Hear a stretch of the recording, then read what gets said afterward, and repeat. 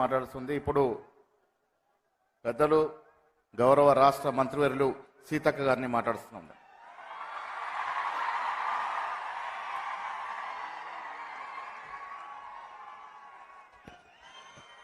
జోహార్ ఇంద్రవెల్లి అమర వీరులకు, జై కొమరం భీం.